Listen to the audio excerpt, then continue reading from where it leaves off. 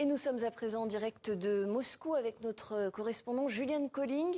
Julian, comment la mort d'Alexeï Navalny fait-elle réagir dans l'opinion russe, chez les pro-Kremlin d'une part et du côté de l'opposition d'autre part?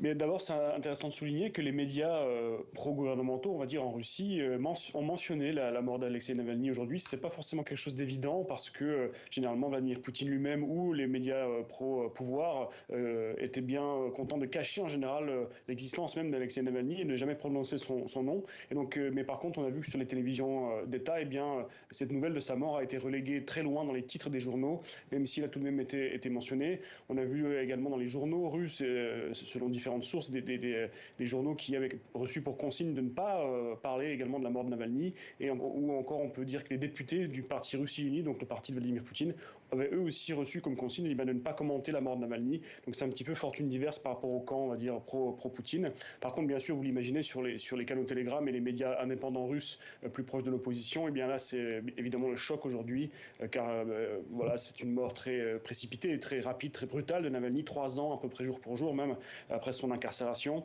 Et effectivement, vous l'avez dit, pour l'instant, on n'a pas encore toute la lumière sur ce qui s'est passé. C'est sans doute on peut même imaginer qu'on n'aura sans doute jamais réellement la vérité vraie sur ce qui est arrivé aujourd'hui, malheureusement, dans la Russie actuelle. Mais on peut dire que, bien sûr, l'émotion est très très forte dans les cercles d'opposition. Des gens actuellement à Moscou sont en train de déposer des fleurs au centre-ville en mémoire de Navalny déjà, et la police pour l'instant laisse faire. Il n'y a pas encore eu d'arrestation, même si ça pourrait arriver. Et donc, bien sûr, encore une fois, c'est l'émotion, le choc et l'incompréhension qui dominent. Donc, désormais, les gens, effectivement, on l'a vu, attendre des réponses et attendre des responsabilités.